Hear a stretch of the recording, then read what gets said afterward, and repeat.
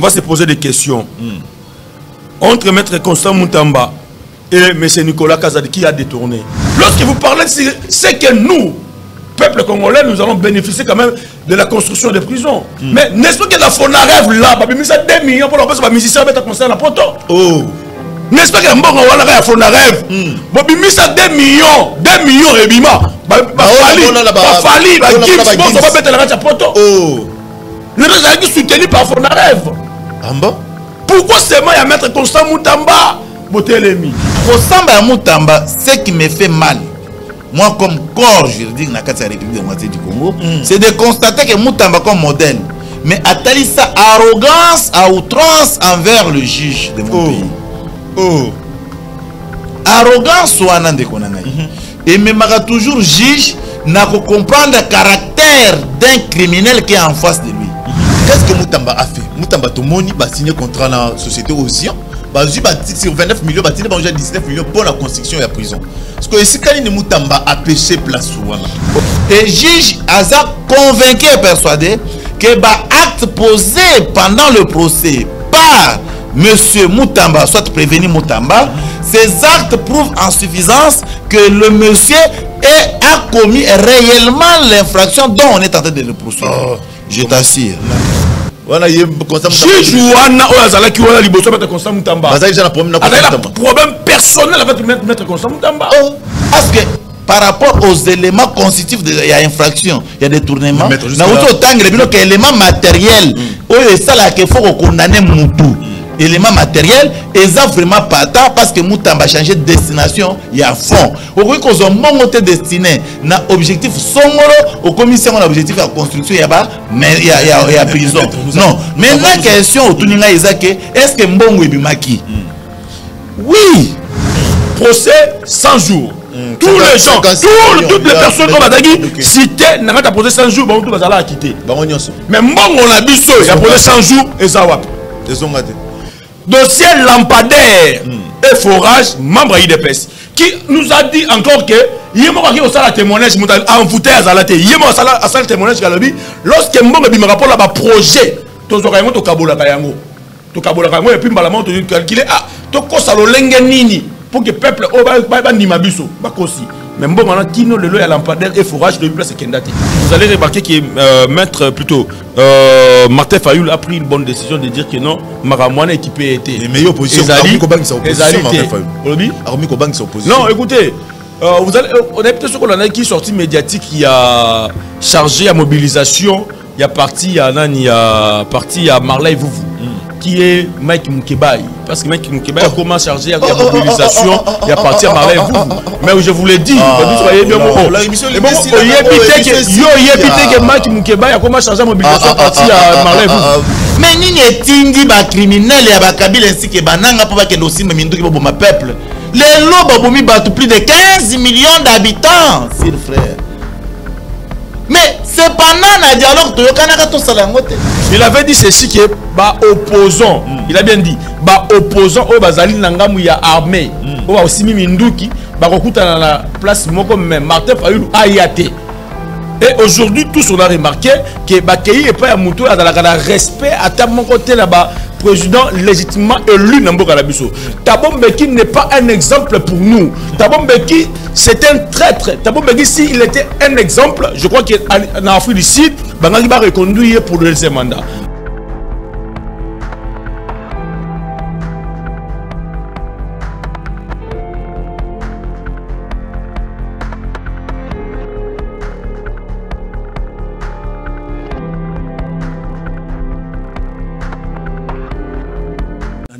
Oui, s'il est condamné, et ça je dis c'est qu'on peut s'abuser par raison nini ou ça qui Moutamba a condamné. Et puis si on peut à cause de la acquitté, on peut s'abuser par raison nini ou ça qui Moutamba a acquitté. Le biso tout ça là oui. Na moment tout sur la bino déjà na niveau cour de cassation oui, près c'est ça déjà, déjà avocat et Moutamba baza déjà dans la salle. Ba cause la bazouzi baya pour la prononcer verdict qui a lelo. Ah, Nkolo, tozo mituna nini ko komela ndeko Moutamba parce que na lobaka yango mbala ibela on a sabino Moutamba so botali lelo akondi tumoni Moutamba ke kotala kondo Etienne Tshisekedi wa Mulumba. Oh Congo Moutamba lobaki comme sa procès au populaire, effectivement, il a réussi quand même sa mission. Parce que le tomoni verdict a procès à Moutamba, mais partout dans le carrefour, les policiers, les sali, les tondi, les yébité, nani azako banga, nani azako bangi nani, Moutamba boy bien que ça déjà la résidence surveillée, oui. On est boyoka qui Moutamba na 3 heures, bakota qui pas naie, oui, Moukande zalaki déjà. Parce que tu es bien les kakanamboka oyo. Peut-être justice est dans le sens que c'est rassuré que Moutamba zali, ceux qui les lots condamnés. Ils ont la tête qui est ndenge toyoka qui matata ponyo ba condamné après condamnation matata ponyo ti lelo a commis exilé politique alors qu'il est condamné dans mboka pour un détournement. Il y a pas des fois même justice n'a pas perdre crédibilité, soit tu perds la crédibilité dans le niveau de la population pour nani parce que tout le monde a pas procès les cas. Bah tout le monde a pas bon week-end, petit les zonga na ngopete, bah papa ya bana, il faut to battre la réputation na bango. Bah monsieur tout le monde a benga bango ba sérieux, ba servir mboka et puis ba bima pe ba servir mboka. Donc ba biloko na nyo c'est ça ko sala que ba to ba ko na moi méfiance na matali justice. Mais ya Moutamba ceux qui boza ko na lelo un groupe de gens soit ils en a bilenge oyo ba lobi pona bango baza ko croire na innocence ya Moutamba. Pour la ni baza ko croire na innocence ya Moutamba ngala la ndikutu mutu mususa benga ndeko José yebisa biso ni neza ko senga poto pesa mbongo Moutamba yibi. Ngala lobi me mbongo Moutamba yibi ezali. Ezambala liboso to mona procès salemi na Congo bazo samisa muto ayibi me mbongo eza ya pe na mbala liboso. Est-ce que tu as mis un peu de il y a eu tentation, il y a détournement, mais cet argent-là, il y a un moment où il va toucher un côté Ezali. Tu as ça vraiment moi et belé. Ah, mais qui n'a pas de Afrique d'ici de Sikanini. Ah, initiative de dialogue et bimi. Tu as évité tabou meki à l'ingation sur un dialogue intercongolais et les caca à l'époque, au niveau Afrique du Sud. Oh, et puis ça biso constitution, les lois, il y a un tombé sur sa bengi, mais après congrès, il y a union sacrée. Bolandaki malbatata mokozi. Je crois que Bolandaki. Tata mokozi a lobby dialogue mon côté ko uta libanda oyo kondi mama awa donc pour na bango baza partanté ya ko kam mo ka ne sabino vient nga mafa Martin Fayulu vient na comprendre de société apparemment vient aza ko partager sous avis ya baninga ne baza na opposition té parce que onyo so ba opposant baza ko senga na Martin Fayulu eza sous ko simbaté parce que Martin Fayulu a comprendre que akoyi ko sangana na ba o baza ko mama ba congolais té ba o ba simbi makila ya ba congolais na maboko oui. C'est de son droit aussi. Il y a beaucoup qui participer. Dans le dialogue, il y a déjà que Bachama Kaboun, Baza déjà na Bapé pour Baza Kokenda, Nekodeli, c'est ça, il y a déjà Baza Kokenda, Matata, Pogno, Baza Moi Ebele, malgré un Baza condamné, mais au moins, ensemble. Mboko yo, là il s'arabatou. C'est tout l'année bailli politique. Na o Basa la Rabiso, Biso ba Kongomani ne toza ko nyokwama. Parce que et c'est mon abango et ça sera toujours pas si na Biso. Tous le peuple congolais. Nous parlons au nom du peuple, nous parlons au nom du peuple. Mais qui réellement parle au nom du peuple? Nani a le peuple. Quand soutenir Moutamba, ils ont ma bête, ils ont ma bête, mais on préféré soutenir les camo et on a eu to bénéficier de Motoza Rolandanga. On préféré soutenir les camo, le marché pour courir zate. To marché pour l'ipekitité, pour l'ipemati, to marché pour dollar et ça y a komata. N'est-ce que c'est la politicien à Bisso? Babeng sa biso na balabala boya pe les autres courants ezate na Kinshasa courant ezate na Congo nzele ezate embouteillage eza partout tout marché de façon que ba o baza ko diriger ba la biso ba solution mais bango ba marche na bango ça sera toujours pour na intérêt na bango intérêt politique na bango to so la ça na ma solo ebele ka ne bobi binyo so bobi Kinshasa le na chantier partout bo tambola bo mona ki basile za ko salema mais na bandela rapina ko bandela kaka ko bake so Kinshasa chantier za lelo eza na bokasi ya bumbati te. Ça peut casser à Bumbata, c'est le gouvernement central. Tata mo konzabe tout le monde na mesa bi Kinshasa c'est la priorité. Na mai matali surtout c'est le bon to lo ba keza Bumbandeni. Bolim c'est ceux qui to bi keza Bumbata, ils appellent sumuté parce que surtout yebi keza gouvernement central de mutu za ko financer misala za ko salima. Tika pe to remercier moi na mboka. Joseph Makolo Chibwabwa oui, ngabinga qui est le père des orphelins, le mari de veuve. Atimingal sous na lombango. Oui, parce que je suis la bouche autorisée. Il y a Fondation Joseph Makolo. Singana Sabino. Tata Akosolo Skona Bayi. Nyoso Bakambaka base il y a Fondation Joseph Makolo. Parce que nous avons senti qu'il y a eu quand même un désordre à un certain niveau. Vraiment malade. Chef de base. Il faut na base nabino et utaka mingi. Et pas Joseph Makolo Chibwabwa. Pour ne pas éviter des dérapages nous ça salimaka. Asengi apena bisemble ba onyoso baza kolanda biso.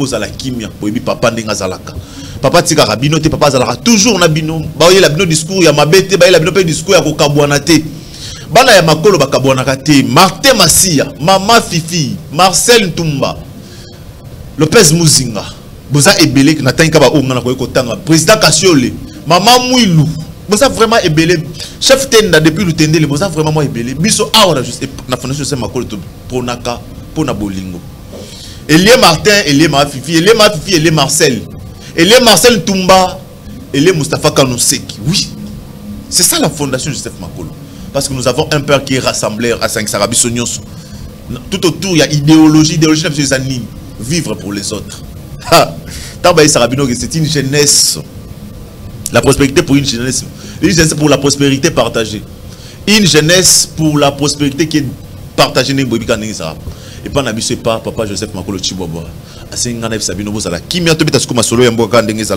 Nandeko Lopez Musinga parce que a signalé biso gaza kolanda biso merci na bande ko na biso tout ya lukunga o ya fondation Joseph Makolo Chibobo docteur René oui docteur René trop c'est trop toyebi côté kuna esandeyo babi village Vundamanenga Lemba Imbu total président Théophile depuis Tchad boza vraiment moi ebele dans aussi ça ba mona minute ngo autre skoto yamba ben invité tous ça ba on a niveau plateau na isa rabino awa na tribune du peuple ngonga ce que bêtise soit ngonga pe koki tous ça ko la test ko hostilité na biso boluka qui est tous ça na lelo mona mboka winner kan kolongo mbote et bienvenue na émission biso mokola lelo. Merci beaucoup Ndeko José Capone na pesa ko débattre mbote to pesa population congolaise union so baza branché pour na kolanda biso bazo mbote membre union sur IDPS, cadre IDPS, combattant na combattante, pourquoi pas yomoko Christian Kabuya mwana bouté azope mbote place azali. Mbote mususu ekene na moko na biso ya yambo ya union sacrée babenge le professeur Mbata azope mbote place aza et union sacrée et cause vraiment organisée par le professeur honorable Mbata et Tobanziete biso nyonso na kati ya union sacrée ndenge tondimi ko accompagner chef de l'État cette fois-ci et cause de très belle manière et à l'occasion on peut se directement bote na mwana Congo oyo babengi Sele Okoto le professeur azwa mbote bon retour au pays mais ndeko na ngai nazali na lisolo ko betela yo oyebi ke fondation Makolo Chibobo et la première fondation dans la République démocratique du Congo par rapport à la faisabilité. Voilà. Par rapport à Ngouma, par rapport à la présence, chaque dimanche dans la réunion. Et c'est que le numéro 1, la fondation Obabengi Papa Joseph Makolo Chibobo, les patriarches, où ils ont apporté pour Nabana Congo, ça s'est fait nulle part ailleurs.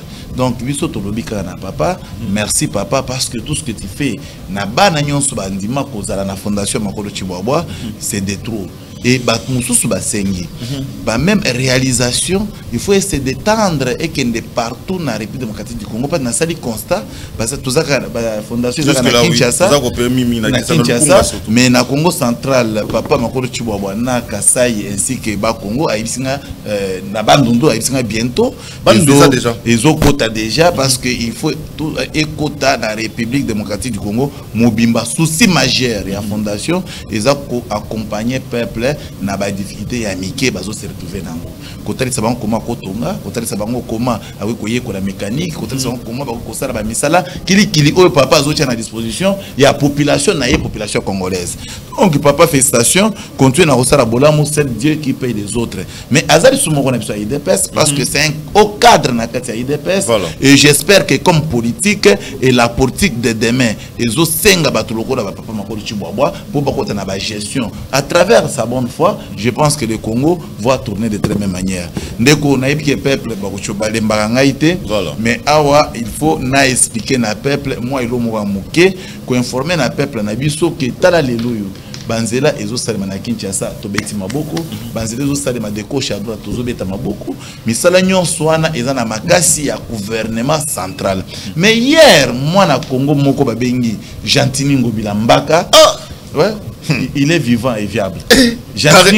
Non, il est toujours là. Mais seulement il faut comprendre.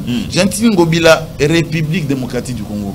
Ba Congolais à qualité à Mabé, ba lukaki ko tchele oyo ba bengaga ba produits toxiques. oui c'est là que moi na mboka Gentini Ngobila akomi ko kende mingi na mikila poto pour azwaka soin mais sinon azana makasi ya ko servir la République démocratique du Congo ayebi singa ke winner yebi sa peuple congolais Gentini Ngobila o ba yebi akotika la ye moko pe akozarati lobi donc Bana ya Congo, ils sont le seul Congolais depuis la République démocratique du Congo qui existait, où il a songé pour au moins 4 marchés modernes. Mais abandi ko sala zando pour moni esili yangwana ils ont meilleur marché pour l'Afrique centrale mobimba. Et akoka ko sala lisusu memema na bazando mususu na Tchangu na Mwamba alingaki ça na ba nyonso mais malheureusement manani ekomaki na suka mais ayibisinga yi azo souhaiter bonne chance na préciser ne Bumba parce que aza lekinaye et en réalité moi na mboka Gentini Mbaka aza le père yaba gouverneur nyonso baleka na kati ya République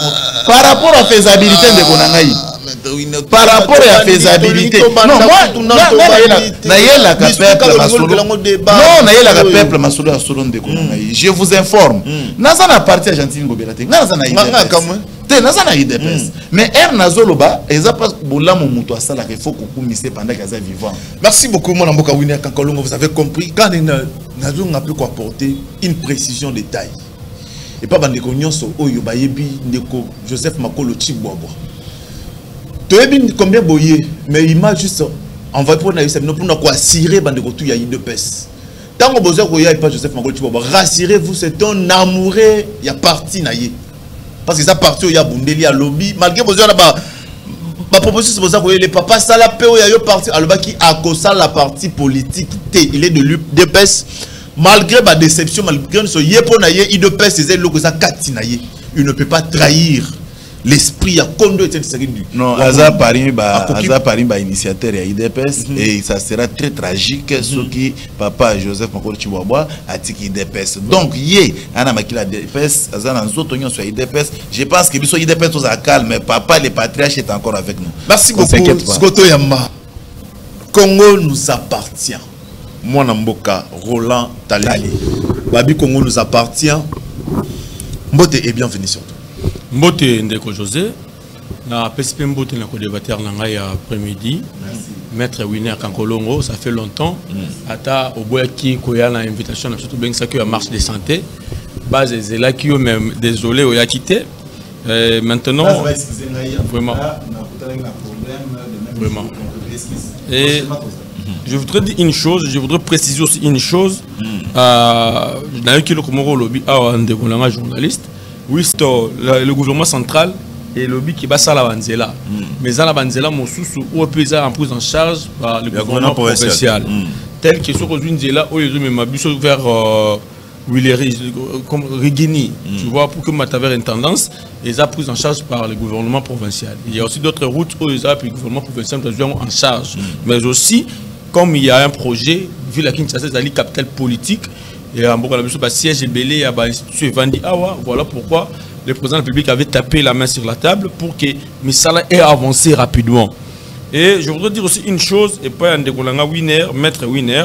Maître Winner, j'ai écouté ici lorsque vous saluez les SP, je crois, le secrétaire permanent à Union Sacrée. Mais je voudrais vous dire une chose, que cet homme n'est pas un modèle pour nous, pour notre pays.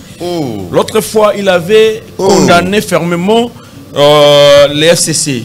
C'est-à-dire que c'est inadmissible en tant que professeur, il y a droit constitutionnel, à mon avis, tout un gouvernement, les ministres, les ADG et les DG, moi je crois que nous s'est retrouvé dans la plateforme Moko, Bengami FCC à l'époque. Mais aujourd'hui, lui-même, il est aujourd'hui le secrétaire permanent des ministres, des ADG, des DG. Il y a Union Sacrée. Maintenant, est-ce qu'il peut revenir encore dans plateau ou bien dans des télévisions pour nous dire ce qu'il avait dit devant les Sud-Africains et les Congolais en Afrique du Sud? Donc ça veut dire, moi je trouve que vous là, je crois en vous, Maître Winner. Vous êtes celui qui peut faire mieux que André Mbata. Vous pouvez faire mieux que lui. Sauf que IDPS jusqu'à aujourd'hui, ça nous est chancé. Parce que le long André Mbata, il était de l'UNC. À côté de l'IDPS, directement pour encenser. Il n'est pas génie, il n'est pas un génie plus que Maître Winner. Pourquoi pas aussi encenser Maître Winner? Pourquoi pas aussi encenser le patriarche Joseph Makolo? Mais voilà, vous prenez que des gens au Talibanda, IDPS, pour encenser, lobby va la bino. lobby ndeko André Mbata ko wangana na IDPS alors ba IDPS ça serait le côté déjà en premier vous allez comprendre que ndeko André Mbata n'est pas toujours en d'accord avec en accord avec le secrétaire général Augustin Kabouya Monabouté. Sauf que le secrétaire général Augustin Kabouya Monabouté, il fait quand même de la sagesse. Il y a mais lui il est parmi les gens le secrétaire général AK47 ou AK42. Vous comprenez? Ça dit, il y a des choses à dire par rapport à cet homme. Moi, je trouve qu'il n'est pas un modèle. Surtout ceux qui sont dans la plateau sérieux comme ça, qu'on puisse citer le nom de messieurs André Mbata, qui est un versatile, qui change à tout moment. Donc, moi, je trouve qu'il n'est pas un modèle. Voilà. Et laissez-moi dire aussi une chose par rapport à Bisso Commune, à Bisso Yakalamou. Je l'avais dit l'autre fois, je l'avais dit ici, je l'avais dénoncé dans votre plateau. Et aujourd'hui, c'est plutôt hier, j'ai eu un appel, il y a communicateur ou bien il y a commission, il y a communication, il y a gouverneur de la ville. Il m'a rassuré. Il a dit Balandakanga Mingi, na plateau na likakala dénonce le bamakambo est vrai. Victoire Basali, bamati déjà likolo côté après ce Kassavou Barosala, plutôt côté ya Pongabi Bazosala déjà. Ni rompo yelo médical to belela ki awana yolongo basali bazo sala déjà lelo albisu ke sisi nzela nyonso et puis par rapport bakoya suko na kati ya Prince Victoire pour na côté à Rivière Kalambo bakokanga yango ezali po batonga nde point ya sika donc kozwa ta ebele par rapport à mission bakosala lelo abi na kitsa bandeko so kibata la kimia bakoyoka mbela na biso bakoya kosala yango. Merci beaucoup mon amboka Roland Tali sikoyo to bandi Makambango bandi kaka ninga na senga rabino bo comprendre biso par rapport à ba micro. Makambango bandi maître winner to bandi panayo. Verdict il y a procès ya mwana mboka ko mutambeza lelo.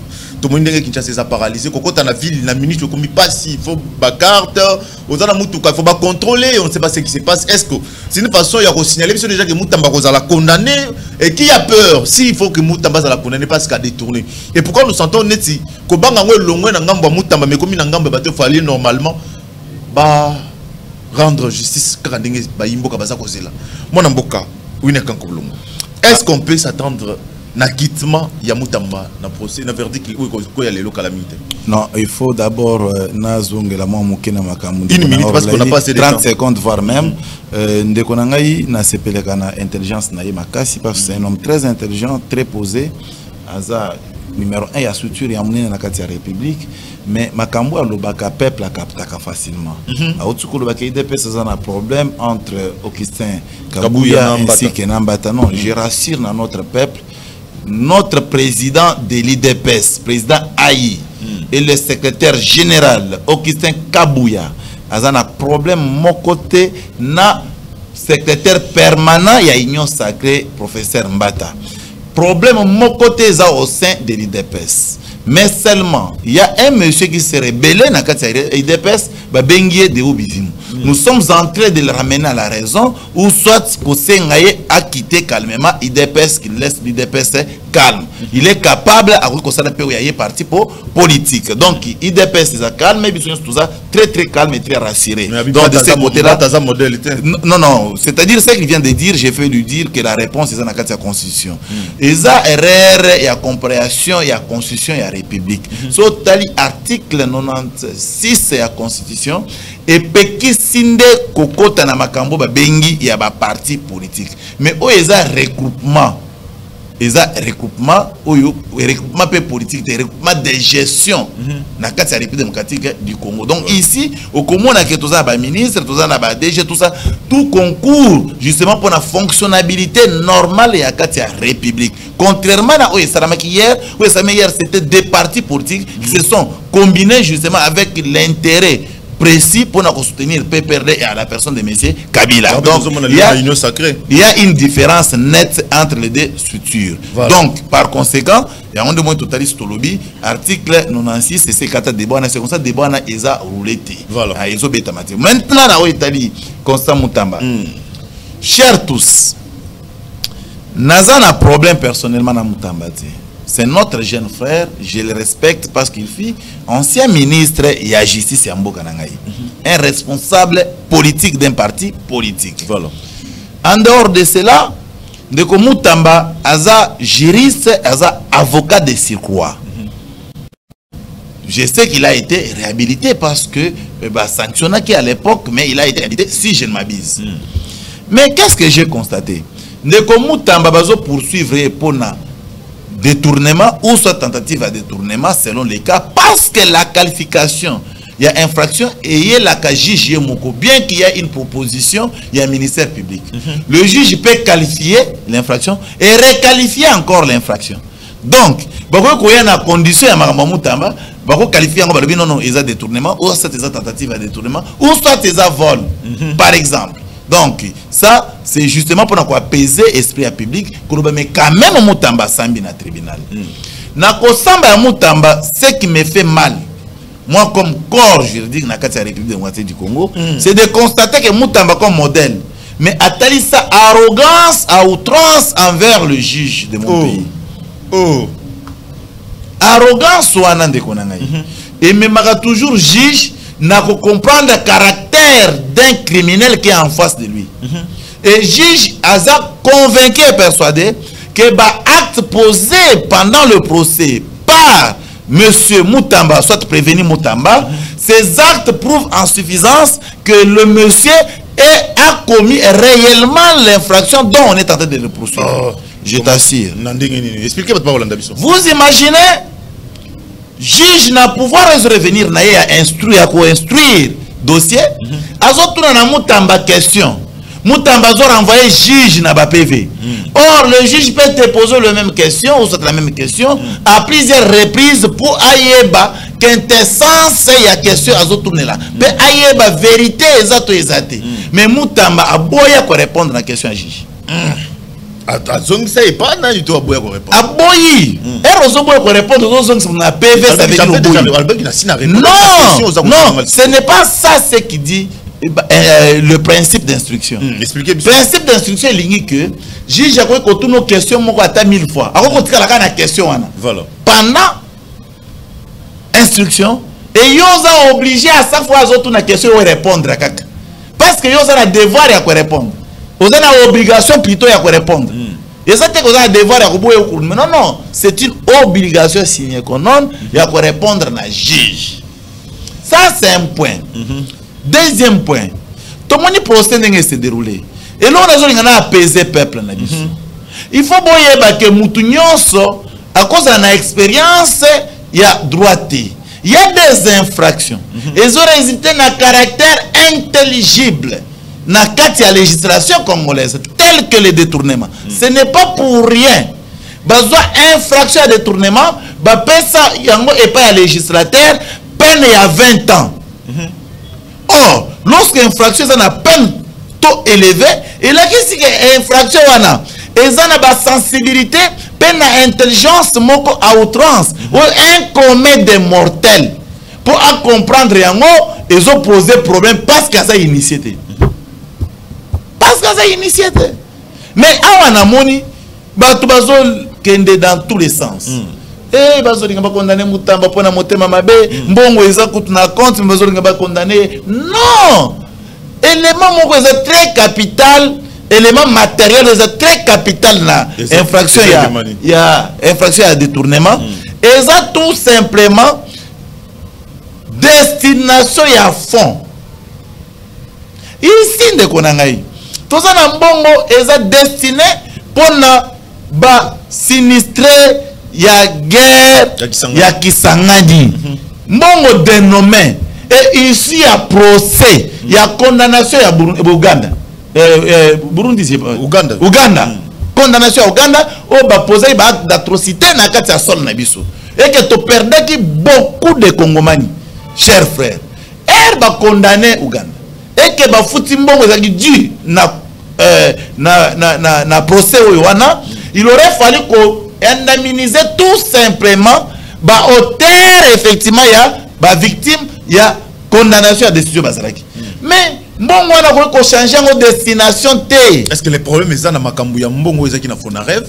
Tous les problèmes est ya détournement soit tentative de détournement mutambalingi ko ça parce que faut pas tout voir la biso va comprendre. Non, le problème est c'est posé si kambongo outi. D'abord les autres c'est na si kambongo ekei. D'abord il faut qu'on apaiser peuple.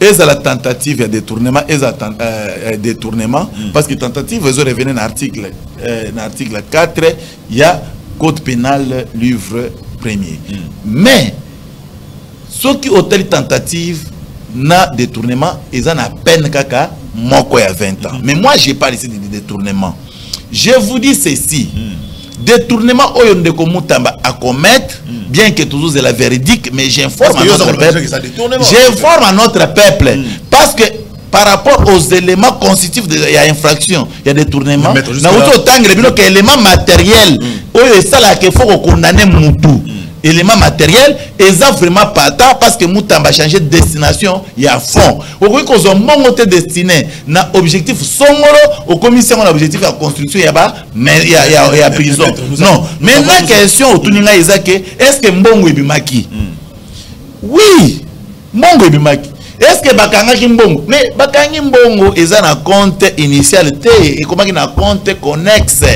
peut continuer compte courant bolanda ki témoignage ya bandeko ya rao bank balobi ke na compte wana so mbongo ekoti le monsieur oyo akoti mbongo na compte wana il peut le récupérer à tout moment mais il est difficile na banque ko soustraire mbongo na compte wana mais maître mbongo wana qui déjà destiné na société Zion non oui mais mbongo déjà na compte ya société Zion parce que là où se pose les problèmes moi il va pas comprendre biso pena qu'est-ce que Mutamba a fait Mutamba tomoni ba signer contrat na société Zion sur 29 millions, il y a 19 millions pour la construction de la prison. Parce que si Kali Mutamba a pêché place ouana. Ok. Mais question il y a Mutuya une minute na répondre aux Allemands mais du moins na on paye ça par référence parce que Ngonga est à télévision. Télévision Ngonga. Société Zion ayé quoi accompagner Mutamba na ba acte criminel. Société Zion ayez quoi bakisa intelligence na kati ya détournement parce que ndeko na uti koloba awo ministère ya justice ezangi mbongo te ministère ya justice ezana ba compte na bango baza ba mbongo ebele parce que ministère ya justice c'est pas un compte personnel au ministère comme autonome ezo gérer baza na mbongo koleko ezana compte ya Sion et na compte ya ba sinistré mais pourquoi ne pas prendre l'argent en compte il y a ministère il y a justice qu'on peut se situation pour construire bâtiment où il y a un avantage il y a justice c'est de là que les hommes n'arrivent pas à comprendre mais mukolo benga après journée ya lelo na kopé en détail point par point comment cette histoire a été montée pour détourner l'argent de l'État. Mais je vais apaiser les esprits de notre peuple et qu'on s'enga peuple boy. Peuple nabiso toyeba iloko tozoluka. À un moment na komi kozala frustré na comportement ya peuple nabiso. Donc Mutamba oyo bino bo vilipande pendant que ministre de la justice que aye na arrogance, aye voilà, aye bi droité, asali boy. Qu'est-ce qui a changé? Na chef ya Mutamba pendant que bazo poursuivre pour la question très fondée mais bino bokomi ko kende ko na libanda bokomi ko kende ko se comporter lo babado parce que bazo mona ki pona ba yibité Mutamba zo melisa bango nini mon frère to moni image ya biloko ba uti ko sala perquisition pa Mutamba toke komona saki ya diamba mobimba babimisi toke komona ba bidon plus de 6 bidons ya jaune ya Guinée. Sincèrement mon cher ça ce n'est pas la destruction j'ai dit des histoires vérifiables batoza ba réseaux sociaux ba moyezo circuler réseaux sociaux ça circule ça c'était pour détruire notre mers ou c'était pour construire la mers. Merci beaucoup. Non en tout cas je suis désolé de ce genre de comportement alors na sing na peuple na biso toko là et ça sera une bonne chose. Merci beaucoup mon mboka Winner Kankolongo Roland Tali maloba eza nangamu na yo oilandi mwana mboka Winner Kankolongo pona ye comme bongo wana e wutaki na compte ya Fonareve eza mbongo oyo ezaki destiné pona ba sinistré ya mayimalekaka na mboka Kisangani oyo mboka mbongo oyo Uganda kofutaka biso yango pona ya mbongo wana ko kokende te pour la construction ya prison. C'est qui c'est non hein? Ça fait mal hein? Ça fait mal, très mal parce qu'il y a des gens qui nous suivent à la maison et je crois beaucoup plus à Maître Winner Parce que je sais, je connais sa capacité. Il y a Lingala, Lingala, capacité makasi à mettre 1 heure, il y a pour réfléchir. Mais quand vous êtes obligé, parce qu'on vous a obligé, au sein de votre parti, oui, au sein du parti de l'UDPS, qui a obligé tous ses communicateurs. Vous allez voir que tous les communicateurs de l'UDPS sont contre Maître Constant Moutamba. Ils ont commencé d'abord à accuser Maître Constant Moutamba par le populisme. Nous, peuple congolais, on a accepté ce populisme maintenant. Oui, ton nimi encore. Ton nimi ce populisme maintenant. Papa, vous comprenez, tant que nous avons Maître Winer Alobina Souka Awa, lorsqu'il a parlé sur qui est au peuple, peuple, vous parlez de quel peuple, maître? Voilà pourquoi je dis que c'est les gens de l'IDPS qui parlaient que non, Maître Constant Moutamba est en train de faire du populisme. C'était les peuples, c'était les combattants et les militants de l'IDPS. Vous parlez de quel peuple, maître? Parce que Moutamba est beaucoup tabatou. Bayanké Mboka, Bayanké République. Bakotola José Lopango. Basansa Mikanda. Mais Maître Constant Moutamba a coutu un dossier en justice. Azu Mokanda wana, Azu Lopango wana zongi selio. Yebisanga Moutanengo wana, Asali Moussala Mabe. De José. Maître Winer, il parle de quel peuple? C'est ça que nous voudrions savoir. Lorsqu'il parlait que non, au peuple congolais, avec vilipandé, peuple congolais, avec Lobamabé, peuple congolais, avec recusé, il faut le dire ainsi, Maître Constant Moutamba, c'est faux et archi faux. Dans ce pays, dans notre pays, on n'a jamais eu un ministre de la justice qui plus aimé comme Maître Constant Moutamba. Parce qu'il était un homme droit. Il est venu pour nous montrer sur la place d'un Sikanaye, na droit naye. Mais l'UDPS, comme c'est une femme ou une fille jalouse, qui n'en veut pas d'autres personnes, même sa moto, voilà, qui ont jalousé Maître Constant Moutamba. Et si j'ai écouté Maître Winer, lorsqu'il parle des juges, que comme Maître Constant Moutamba, il y a arrogance naïe, il y a juge. José. Comment ça? Parce qu'il y a des motos, il y a un problème personnel. Juge Ouana, il y a un problème personnel avec Maître Constant Moutamba. Mais oui, qui ne le sait pas? Nous devons savoir une chose. Maître Winer est beaucoup plus sur le plan droit, juridique. Maintenant, on appelle sur le plan politique. Aujourd'hui, je peux poser la question à Maître Winer. Est-ce que le Conseil supérieur de la magistrature peut devenir porte-parole? Il y a cour de cassation. Est-ce que vous pouvez aller chez quelqu'un qui est un prévenu? Jusque-là, il est en train de jouir sur la présomption d'innocence. Et Bobimi, si lettre la 14, sans pour autant qu'on prévenir déjà le prévenu. Là, ce n'est pas un enlèvement. Mais Moukandé Zalit. Moukandé Bimi, le premier, et même le premier, si on peut constater, ni conseil naïe, ni avocat naïe. Alors, mon demande est au courant que on ne pas mettre consommer de ma 3 heures. Est-ce qu'il n'y a pas de 3 heures? Pourquoi c'est ma 3 heures? Et pourquoi seulement hier? Et 5 000 € à 3 heures. Pourquoi seulement aujourd'hui à 3 heures? Parce que les gens qu'on l'a verdu. Pourquoi pas aussi les 6? Parce qu'on se à 3 heures. Le samedi, le 27. Non, mon cher ami. Non, mon cher ami. Non, mon cher ami. Je dois rappeler à Maître Winer et aussi au président de la République. Le président de la République le sait très bien. Paix à l'âme de notre frère Rossi Mukendi. Rossi Mukendi a dit le peuple gagne toujours. Voilà pourquoi aujourd'hui aussi sur votre plateau, j'ai dit que compatria, la patrie ou la mort. Maître Constant Moutamba, c'est un modèle pour nous. On lui prend pour un modèle. Modèle à détournement. Je vous l'ai dit. Modèle à détournement. Si c'est ça, c'est ça que vous appelez le détournement, on l'accepte. Oh là là. On l'accepte. Non, écoutez mon cher ami, il y a beaucoup de choses que Maître Winer a dit. Allez-y. Maître Winer a dit que Mbongo a dit destiné pour la Constant Moutamba. Soit plutôt que la logique, il y en aura beaucoup de têtes qui vont tomber. N'est-ce pas que l'initiative de construire des prisons et bien pas monter à Maître Constant Moutamba Boyete? Maman qui a dit non. Elle est quand il a conseil des ministres. Voilà. Le conseil des ministres, Nana Sali, c'est le conseil des ministres. N'est-ce pas que c'est le chef de l'État? N'est-ce pas que le chef de l'État était à la prison lorsque Constant Moutamba parle? Ils ont construit ma prison. Et puis, Et de deux, lorsque vous parlez, c'est que nous, peuple congolais, nous allons bénéficier quand même de la construction des prisons. Mais n'est-ce pas que la FONAREV là, il y a 2 millions pour les musiciens qui sont à la poto. Oh. N'est-ce pas que la FONAREV, il y a 2 millions et bima. Le reste est soutenu par FONAREV. Pourquoi seulement il y a Maître Constant Moutamba? Oui, nous acceptions que Maître Constant Moutamba avait réellement détourné. Mais on se pose des questions en tant que peuple congolais. L'argent est salué des alités. C'est ce que Maître Constant Winer a lobby sur le plan juridique. Par lobby Lelo, qu'il avait l'intention.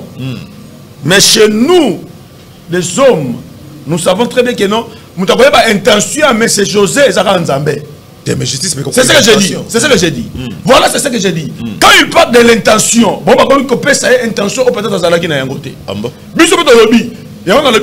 Vous allez remarquer même à la fin, jusqu'aujourd'hui, ces deux juges-là ne sont plus dans la cour. Pourquoi pas se mettre ensemble dans la composition la composition pourquoi pas si les Arekizaki déjà que tout ça la province Ndeko José, il y a une chose que nous devons être ici, tout le peuple Maître Winer, il passe sur le détournement. On va se poser des questions. Entre Maître Constant Moutamba et M. Nicolas Kazadi, qui a détourné? Non, écoutez, justice et aussi de la population congolaise aussi. On doit, écoutez, je sais, les missions, on a analysé et les gens qui nous suivent à la maison. Ça sera la justice.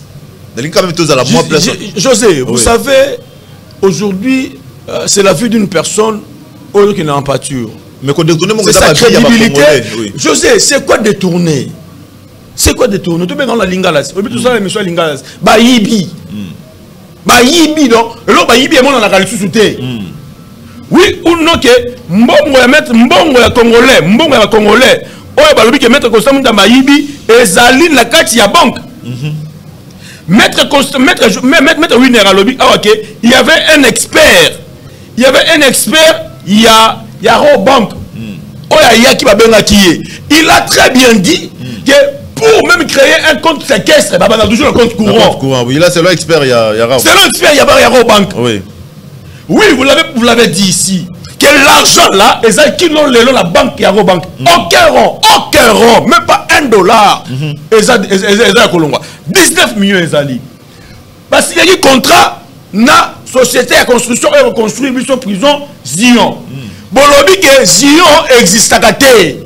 Zion est une société. Babengi moto appelle ça ningisa na moto ça a créé société. Ou babengi guichet unique. Il y a eu un expert guichet unique à hier. Alors que non Zion est une société ça peut exister. Na mboka na biso ça reconnu. Oui ou non que mettre comme ça tababi mbongo wala fait bima et que na kata compagnie ko luka bande la biso misala. Mais on gagne 29 millions. Mais ici dans ces pays maître José, maître Winer, il y a eu un ministre de la justice qui a juste réhabilité 3 pavillons ici à Makala, qui a coûté 33 millions, je dis bien 33 millions de dollars, juste pour réhabiliter. Mais Maître Constant Moutamba est venu pour construire une prison où les alatés, ma belle a telle mise à prison avec 29 millions. Mais il a donné d'abord une avance, il y a 19 millions. Oh, les alliés qui n'ont le dans ta banque. Vous le disiez qu'on va le condamner pour l'intention.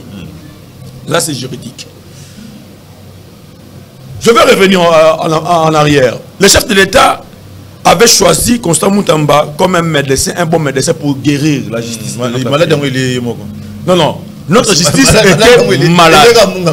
Aujourd'hui, nous tous nous voyons et on a suivi comment est-ce que le procès a été déroulé. Certainement, il y a eu des défauts de tous côtés. Il y a eu des erreurs qu'on peut arranger. On doit être d'accord avec vous qu'il y avait peut-être une faute, il y a sur le plan des erreurs administratives. Oui, selon ma compréhension. Et alors, le chef de l'État qui a choisi Constant Moutamba comme un docteur pour que sa justice. Nous tous, nous savons très bien que notre justice évanouit beaucoup plus que les mafias. Le maître Constant Moutamba a eu des problèmes avec des procureurs, avec des magistrats, qui sont aujourd'hui en face de lui pour le Sambisaye, n'a dossier au Sambisaye. Voilà pourquoi je me suis posé des questions avec des gens qui nous suivent à la maison, que il y a eu des montants ici, si je peux citer que deux. Procès 100 jours. Tous les gens, toutes les personnes comme Adagi, cité, n'a pas posé 100 jours, on va quitter. Mais bon, on a vu ça, il a posé 100 jours et ça va. Dossier lampadaire et forage, membre IDPS, qui nous a dit encore que il y a un témoignage, en fouté à Zalate, il y a un témoignage lorsque Mbongo me rappelle à projet. To kabola kayango et puis malaman to calculer to kosa lo lenge nini pour que peuple ba ndima biso ba kosi mais mbongo na kino lelo ya lampadaire et forage de place kendate mais ya mutambezali mbongo ya 145 territoires kino lelo to éviter la province so nyonso pa la ngai na bokato la kuna na basale le côté et pas la ngai kuna la buende non basale le côté mais mbongo 145 territoires et donc kende kino lelo to yibimbisi kendelate Mbongo ya 0 trou. 40 millions. Kinshasa awa. 0 trou. 40 millions. 0 trou. Avec ça Malukonde. Peuple congolais, bola nanga boko mamalam. Totu na bango. Est-ce que justice wana. Justice wana amoni yangote. Mais lelo 19 millions. Ezali na ta banque, mais balingi ba salir image ya maître Constant Moutamba. Voilà pourquoi nous tous en tant que jeunes et jeunes tant que jeunes de lobby qui est là, Maître Constant Moutamba est un modèle pour nous. Si vous voulez l'arrêter, arrêtez-lui. Mais sachez très bien que non, Constant Moutamba, il sera en prison, mais l'esprit Moutamba est déjà né en nous et sur le côté. Parce que la jeunesse n'est plus une jeunesse qui attend que Bassa et la Baron Makaba. Nous sommes là, on a pris conscience qu'on peut changer des choses maintenant et nous voulons prendre maintenant des choses pour changer ça. Merci beaucoup, moi, Mboka Roland Tali. Et ça qui bon par rapport à Maïni Mbakoleka Lelo, moi Mboka, na Rolika to Mbamona la deuxième sujet, il y aura peut-être des petites choses à recadrer ou celle moi pas c'est tout ça sur Ngongé Belete. Deuxième sujet ça oh il y a Mbakoleka Lelo na Afrique du Sud parce que Toyoki déjà nengeni tabumbeki azol kwa kosangi sabayi politique congolais parce que baka ba opposition té ba politique mais après congrès ya union sacrée Toyoki tata mokonzi a rejeté et loko wana to après le BP je crois Lelo déjà to landi moi na Mboka Martin Fayulu yepé à lobby à faire partie ya ba o baza ko kende kuna te bien que ba opposant baza déjà ibelé na lombangu ne to ba jama kabunda baza déjà mbangu baza ko kinda tulito zana makanisi na yo est-ce que ko kende baza ko kende ko sangana wana e ko sunga réellement maïma ko leka na Mboka na biso. Merci beaucoup Ndeko Roland Tali à lobby mambo ibelé il faut que yebisa que peuple autozorobela et ça peuple a consacré la constitution et la république dans son article 5 des peuples idps à l'obelaka bino so bolobelaka peuple mususu imaginaire na ebité ou ya bino bolobelaka ça peuple wapi surtout lobela peuple wapi saka bokonzi aza consacré na kati ya mibeko ya mboka mais oui ya bino peuple ceux qui azaka soki wapi na ebité donc c'est à vous boyebi place botira ya bino peuple. Donc il faudra payer précisions à peuple et à biso tolobelaka. Il faut payer sous moi précision mususu ya kolobaki Constant Moutamba ye moko. Kobanda d'abord na procédure à lever des immunités à Senga donc on a parlé du peuple. Toye na tribunal à Sengi pardon. Constant Moutamba souki na Senga pardon a Sengi pardon voir même na collègue na yo aza mwana ya président Vondé. Donc, ce qui conseille moi Monique a salaki déjà ma base c'est pardon. Bino bozo pour c'est pour mon na ba plateau. Voilà, conseil dans c'est déjà pardon. Ça c'est pardon. Mais bino bozo c'est pour mon na ba plateau pourquoi? Il faut d'abord aider celui qui a mal fait. Et par la suite non. Quand même puisqu'il demande pardon, qu'est-ce que nous pouvons faire? Or le seule et unique personne où il y a il faut que ordonnance à chef de l'État où il y a mesure de grâce. Mais entre-temps, dans stade Tozali, il est pratiquement impossible que le chef de l'État intervenir pour pardon il faut justice à ça et pas toute la séparation des pouvoirs. Voilà. Il faut que justice, il faut que exécutif. Mais tant qu'il y a une hypothèse que Constant Moutamba a une décision à Kotonga prison, à un conseil des ministres. Est-ce que il y a preuve il y a makambo ya lobaki wana na tribunal otali saketala conseil des ministres ndé pesa ki décision ndé ba pesa na zo exécuter décision ya conseil des ministres. Soit a pesa bino ka maloba pobo ya bo boya bo j'étais au propre na gouvernement. Non, makambo les autres à la tribunal, les autres à la justice, pouvoir judiciaire, tout c'est pour monnaie par rapport ya ba acte pouvoir judiciaire les autres posé. Tout écarté exécutif na makambo wana. Donc c'est ça au moins. Bon, na ke na lumbangu na makambo oyo. Vous avez 3 minutes. Ah, OK, makambo oyo ndeko makambo oyo ndeko Thabo Mbeki azana kati ya kosala na Afrique du Sud. Pour nangai, lorsque quelqu'un prend l'initiative, crée ONG, soit fondation, pour la réflexion, invité, moi je ne vois pas comment on a eu attaquer. Mais c'est que moi, j'ai trouvé très mal parti. Et ça par le simple fait que Azo dénominé sujet à raconter wana que non, toujours solo là pour un dialogue retrouver pena République démocratique du Congo. Mais lui il a quelle qualité pour faire ce genre d'histoire? Tu sais, ce qui peut agir pour ça mingi mutoko un problème mental. Ce âge pour ça, mutoko maga na ba faiblesse mentale, donc ba faiblesse à raisonnement, na ya éthique. Lui il est qui? Afrique d'ici des pays à part entière. Bango mo Afrique d'ici des problème na bango. Bana ba problème de criminalité chaque jour. Yo katé na Afrique mutunyo so l'homme sérieux à bango en Afrique d'ici parce que kuna on te tue à tout moment. Pourquoi il ne peut pas organiser ce genre de forum concernant réellement Afrique du Sud? Il veut organiser ces forums en Afrique du Sud mais qui concerne la République démocratique du Congo.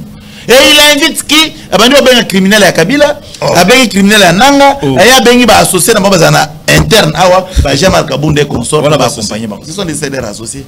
Ce sont des associés. Mais il prend encore l'X. Il y a combien de l'histoire à dialogue. Mon frère ami, nazolinga na mettre à défi Congolais nyonso oyo mona qui est capable de expliquer d'où vient le dialogue. Parce que tous les articles dans la Constitution, la République démocratique du Congo est gérée sur base de la Constitution le 18 février 2018.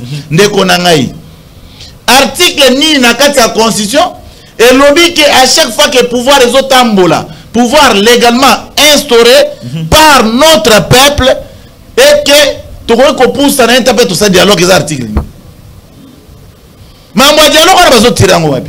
C'est le seul chef de l'État dans son organisation par rapport au pouvoir émanant du peuple, parce qu'il est le seul élu comme président de la République, qui peut demander à ses frères et sœurs, que ça soit de l'opposition ou du pouvoir, de se réunir et parler et discuter de la République. Et ce forum-là peut être dénommé dialogue. Mais qui a d'autres personnes? Ou a la qualité à continuer à Mowapi? C'est Salema déjà, non? Dialogue et Salema intercongolais, c'est Salema déjà. Dialogue intercongolais, Salama parce qu'à l'époque, tout ça, il y a une anarchie. Tout ça, il y a la démocratie. À l'époque, on a ça, les Mibé connus. Où est-ce qu'on dirigeait les pays? Parce qu'il y a des perceptions constitution. Il y a un monde de city et perception constitution. C'est comme ça que tu peux organiser la République. Mais après San City, tu as que Moutoumoussousou, à quoi qu'on simba les sous Mindou qui t'est, pouvoir n'y a sur base na urne. Mais n'y est-il ba criminel et ba Kabila ainsi que bananga pour que le simba Mindou qui va ma peuple. Les lobes battent plus de 15 millions d'habitants, s'il frère. Mais c'est pendant le dialogue que tu as mais après le dialogue, tu as eu une élection en 2006. Mais le dialogue que tu as eu Kabila en 2018, c'est parce que Kabila qui ça, hors constitution de la République et permettait qu'il ça soit clismaté. Et c'est comme ça que tu as eu un dialogue. Mais oui, c'est parce que l'événement est malheureux, oui, violé chaque jour. Mais qui est-ce qui est ce dialogue? Qui est-ce que tu as eu Kabila? Voilà. C'est comme ça que la diplomatie agissante et à chef de l'État, son excellence Félix Tshilombo. Non, ils souffrent. Ils ont souffert. Papa, mais Nazolo Baboui. Nanga a du choix. A du choix et à Koboma Congolais. Tu sais qu'il a du choix et à sauver les Congolais makila etangati. Bino besoin que c'est même militaire et cependant batouana bazana kati ya sol na biso. So peut être ba militaire libanda pour ba que no bundana nanga. Tu repères combien de population? Tous tu perdre 15 millions. Bolingi tu perdre combien? C'est à vous de dire à ces criminels de ne pas tuer notre peuple.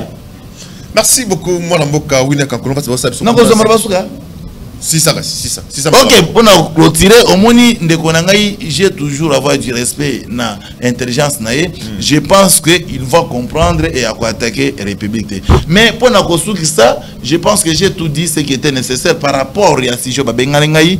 Mais Tika n'a pas ce bon rétablissement à un citoyen congolais, un homme très simple, très dynamique. Un bosseur, parce qu'il est ministre des Finances, à niveau à là-bas, on appelle Achille Mouteteke.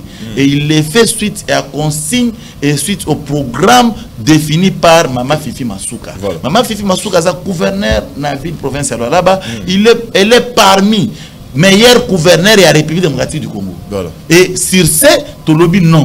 Ba gouverneur Moussou ba okota école eza façon ko chola bango te mais eza façon ko encourager bango ba ko école et pas Mama Fifi Masuka parce que faisabilité sur terrain bisous tous d'accord ba kuta lo ala bazamba mais lelo na bokasi ya argentier ya finance na kati ya lo alaba ainsi que coup de pouce oyo Mama Fifi abetaka toujours beaucoup na mais ça pour la gestion saine de lelo lo alaba échanger forme. En tout cas, je vous salue avec beaucoup d'amour Achille Mouteteke ainsi que Mama Fifi Masuka. Merci beaucoup mon Mboka Winner Kankolongo. Mon Mboka Roland tozongi maloba nanga mona pona ko beta maïni makoleka na friti tomoni mon Mboka Martin Fayulu ya lobby il est catégorique au kende makambo na te président de la République paix à ça répondre ki aloba ki akokendete akotinda pe bakite. Ceux qui bango bakokendete maïni makoleka na ngambo ya friti. Est-ce que vous avez un impact nini sur politique ya Congo? Merci Ndeko José. Na landi analyse ya Ndeko Langai Winner Kankolongo. Très bien. Mais bon, en fait, chacun a son avis par rapport à Maître Constant Moutamba. Mais nous l'avions dit, c'est quelqu'un qui est venu pour aider la République. C'est quelqu'un qui est le chef de l'État lui-même avait cru en lui. Il a bien dit que ce jeune est venu pour m'aider dans le secteur de la justice, car c'est un jeune ambitieux. Et aujourd'hui, nous allons remarquer qu'il y a beaucoup de gens qui n'aiment pas ces pays, qui combattent ces pays. Ils se sont réunis pour la Koluka, pour Bundisa Maître Constant Moutamba. Maître Constant Moutamba, il est le seul qui a osé, il y a quelqu'un Funda de Kabila, qui est lui sur ce plateau, Maître Constant, Maître Winner Abenguié, assassin. Mais il y a eu des ministres de la justice, il y a eu des personnes, personne n'a eu ses pouvoirs, personne n'a eu le courage. Il y a Funda Joseph Kabila parce qu'il est assassin. Mais Maître Constant Moutamba a eu ce courage là pour le Funda Joseph Kabila qui est aujourd'hui derrière les barreaux. Voilà pourquoi moi j'ai dit tous les Maître Constant Moutamba sont des kabilistes. Merci, j'avance. Par rapport à votre question concernant ces fameux réunions des traîtres, il faut le dire ainsi. Oui, ce sont des traîtres. Vous allez remarquer que maître plutôt Martin Fayulu a pris une bonne décision de dire que non, Maramouane équipé était. Mais opposition. Non, écoutez, on a peut-être ce qu'on a qui sorti médiatique qui a chargé à mobilisation. Il y a parti à Marley Vouvou qui est Mike Moukebaï parce que Mike Moukebaï a commencé à charger à la mobilisation. Il y a parti à Marley Vouvou. Mais je vous l'ai dit, Mike Moukebaï a commencé à charger la mobilisation parti à Marley Vouvou. Il avait dit ceci. Il avait dit ceci. Je vous dis des choses qui est vrai. Il avait dit ceci qui est opposant. Il a bien dit opposant au Bazali Nangamu ya armée. Au Osimi Minduki, bakokuta na la place moko même Martin Fayulu ayate. Et aujourd'hui tous on a remarqué que Bakei et pas Moutou a la respect à ta mon côté là-bas. Président légitimement élu Namboka Labiso. Thabo Mbeki n'est pas un exemple pour nous. Thabo Mbeki, c'est un traître. Thabo Mbeki, s'il était un exemple, je crois qu'en Afrique du Sud, Bangaki va reconduire pour le deuxième mandat. Mais vous allez remarquer que Thabo Mbeki a là déçu, n'a pas parlement là par haute trahison. Donc lui, s'il faut aujourd'hui caricaturer Thabo Mbeki, c'est un traître. Et aujourd'hui, Azali Moto Azali Moto a président Tshisekedi.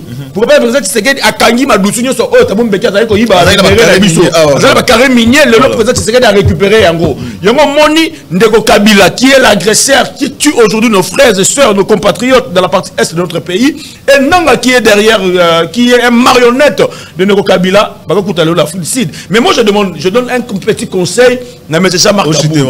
M. Jean-Marc Kabundo, vous avez un avenir politique, vous avez bossé la Bible,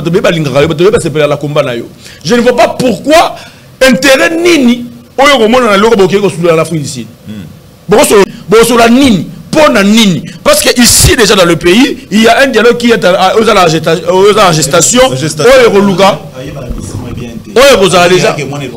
déjà, je crois dans les jours à venir, parce que le président public avait bien dit que même ici au pays Afrique, même ici au pays Sénégal, même ici au pays Congo Brazzaville, le dernier mot lui revient pour la Robin Abattu soit qu'il y ait un dialogue.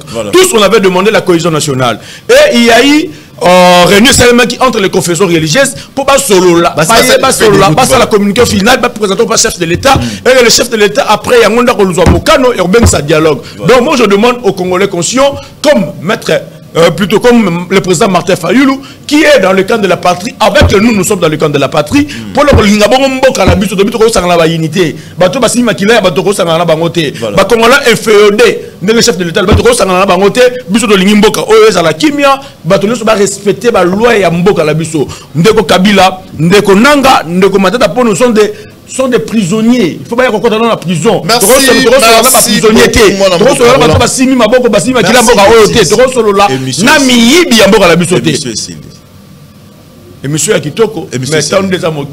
Mais au moins, j'ai dit dans notre pays, notre ministre de la jeunesse, Asala Keba, parce que jeunesse n'a pas lelo et comme jeunesse m'ont perdu.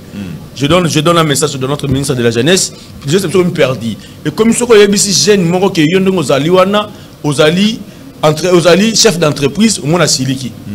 Ce que ici mettre winner oza kulutu ngai mettre winner à Siliki pour la bengue kulutu alinga la benga papa. Voilà que le autre perdre ma rebelle. Dans ce la ministre ozali en charge de la nouvelle citoyenneté. Ozali bon nga mingi bazon sa même na kelasi éducation civique et morale. Pour que les Congolais, tous réellement ce que nous sommes. Merci beaucoup. Merci, Ndeko Roland Tali. Vous avez vraiment ébélé au Bolanda. Merci, Namon Lucien Lumano, Babi, le ministre provincial Yamine, Oazako, Simé, et puis quoi, assurer quand même, dans le secteur Rwanda Yamine, Baluba qui sont qui était, Ndelelo, Bayi Kongoman, Bazan, niveau ya Okatanga, Bazakolela.